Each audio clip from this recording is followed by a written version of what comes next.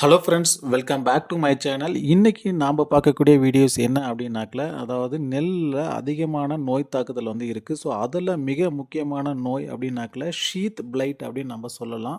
So இது வந்து ரைஸில் அதிகமான மகசூல் பாதிப்பை வந்து ஏற்படுத்தக்கூடிய ஒரு நோயாக வந்து இருக்குது. ஸோ இதை வந்து நம்ம எப்படியெல்லாம் கண்ட்ரோல் பண்ணலாம், எப்படி வரவிடாமல் நம்ம வந்து பாதுகாத்து வச்சுக்கலாம் அப்படின்னு சொல்லிட்டு தான் நம்ம இந்த வீடியோவில் ஃபுல்லாக வந்து பார்க்க போகிறோம்.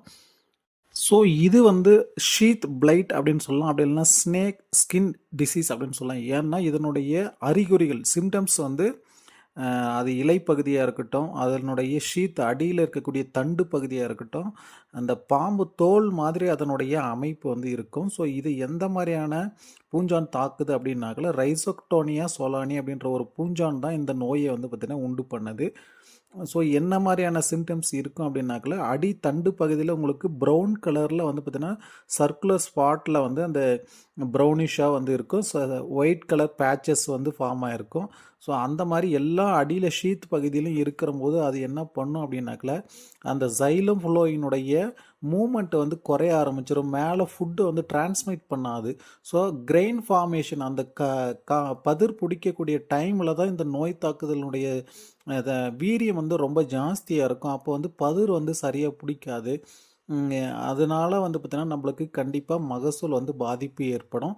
ஸோ இந்த நோய் தாக்குதல் இலைப்பகுதியிலுமே வந்து பார்த்தீங்கன்னா தெரியும், சிம்டம்ஸ் வந்து தெரியும். மெயினாக வந்து அடி ஷீத்தில் தான் இதனுடைய தாக்குதல் வந்து அதிகமாக இருக்கும்.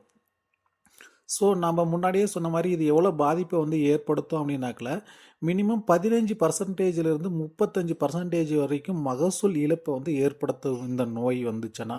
ஸோ இது எந்த காலகட்டத்தில் இந்த நோய் தாக்குதல் வரும் அப்படின்னாக்கல மழைக்காலங்களில் தான் இதனுடைய நோய் தாக்குதல் வந்து ரொம்ப அதிகமாக இருக்கும். அதே மாதிரி வந்து பார்த்தீங்கன்னா நீங்கள் அதிகமாக இடைவெளி விடாமல் நல்ல டென்சிட்டியாக நீங்கள் பயிர் செஞ்சுருக்கீங்க அப்படின்னாக்கல எல்லா சீசன்லையுமே இந்த நோய் தாக்குதல் வந்து அதிகமாக வரும். அது மட்டும் இல்லாமல் நீங்கள் தொடர்ந்து நெல் பயிர்களே அதில் வந்து செஞ்சுட்டு வரீங்க அப்படின்னாலும் இந்த நோய் தாக்குதலுடைய பர்சன்டேஜ் உங்களுக்கு இயர் பை இயராக அதிகமாகிட்டே தான் போகும். ஸோ இதை வந்து எப்படியெல்லாம் நம்ம வந்து மேனேஜ் பண்ணலாம், இதை வரவிடாமல் எப்படி பாதுகாத்துக்கலாம் அப்படின்னு சொல்லிட்டு நம்ம பார்க்க போகிறோம். இந்த நோய் தாக்குதல் வந்து நம்ம இந்தியாவில் எந்தெந்த ஸ்டேட்டில் வந்து அதிகமாக ஈல்டை வந்து லாஸ் பண்ணியிருக்கு அப்படின்னு பார்க்கும்போது உத்தரப்பிரதேசில் அதிகமான ஈல்டை லாஸ் பண்ணியிருக்கு. ஹரியானா, பீகார், ஈவன் பஞ்சாப், தமிழ்நாடு, ஸோ இந்த மாதிரி வெஸ்ட் பெங்கால் இந்த மாதிரி ஸ்டேட்டில் வந்து பார்த்திங்கன்னா இது அதிகமான ஈல்டை வந்து லாஸ் பண்ணியிருக்கு. ஸோ இது வந்து நம்ம எப்படி கண்ட்ரோல் பண்ணலான்னாக்கல ஒரு இன்டகிரேட்டட் டிசீஸ் மேனேஜ்மெண்ட் மூலிமா ஒருங்கிணைந்த நோய் மேனேஜ்மெண்ட் ப்ராக்டிஸ் மூலிமா தான் நம்ம வந்து இதை வந்து சரி பண்ண முடியும். ஏன்னா கெமிக்கல் மட்டுமே நம்ம கொடுத்தாலும் சரியாகாது. இல்லை இதுக்கு வந்து பார்த்திங்கன்னா நம்ம நியூட்ரிஷன் மேனேஜ்மெண்ட்லேருந்து அதாவது நோய் தாக்குதலுக்கு யூஸ் பண்ணக்கூடிய பயாலஜிக்கல் ஃபங்கிசைடாக இருக்கட்டும், ஃபங்கிசைடு அதாவது நம்ம கெமிக்கல் ஃபங்கிசைடாக இருக்கட்டும், ஸோ இந்த மாதிரி இன்டகிரேட்டட் மூலிமா ஒருங்கிணைந்த நோய் மேலாண்மை மூலிமா நம்ம வந்து இதை வந்து சரி பண்ணலாம். ஸோ ஃபஸ்ட்டு நம்ம செய்யக்கூடிய விஷயம் வந்து ஸ்பேஸிங்கை வந்து நீங்கள் இடைவெளி நல்லா விட்டு அதுக்கு எவ்வளோ ஸ்பேஸிங் ஒரு வெரைட்டிக்கும் வந்து பார்த்தீங்கன்னா அந்த தமிழ்நாடு ஸ்டேட் கவர்மெண்ட்டாக இருக்கட்டும், இல்லை இந்தியாவில் ஐஆர்ஐ, ஐசிஆர் இந்த மாதிரி வந்து பார்த்தீங்கன்னா எவ்வளோ இடைவெளி விட்டு நடணும் அப்படின்னு சொல்லிட்டு அதுக்கு ரெக்கமெண்டேஷன் கொடுத்துருக்காங்க. அதுக்கு தகுந்தாற்போல் நீங்கள் இடைவெளி விட்டு நடவு செய்யுங்க.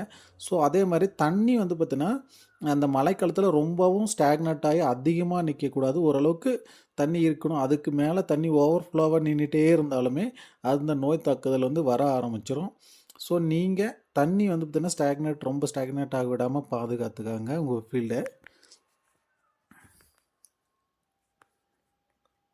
சில ரெசிஸ்டண்ட் வெரைட்டி, நோய் எதிர்ப்பு சக்தியை தாங்கி வளரக்கூடிய சில ரெசிஸ்டண்ட் வெரைட்டிஸ் வந்து பார்த்தீங்கன்னா ரிலீஸ் பண்ணியிருக்காங்க. எக்ஸாம்பிள் பூசா பாஸ்மதின்னு சொல்லிட்டு இருக்குது, 1121, ஸ்வர்ணா சப் 1 அப்படின்னு சொல்லிட்டு ஒரு வெரைட்டி இருக்குது, சிஆர் தான் 801 அப்படின்னு சொல்லிட்டு ஒரு வெரைட்டி இருக்குது. ஸோ இந்த மாதிரி வெரைட்டிஸ் எல்லாம் நீங்கள் கல்டிவேஷன் பண்ணுற போது உங்களுக்கு அந்த ரைஸ் ஷீத் பிளைட் அப்படின்ற ப்ராப்ளம் வந்து வராது.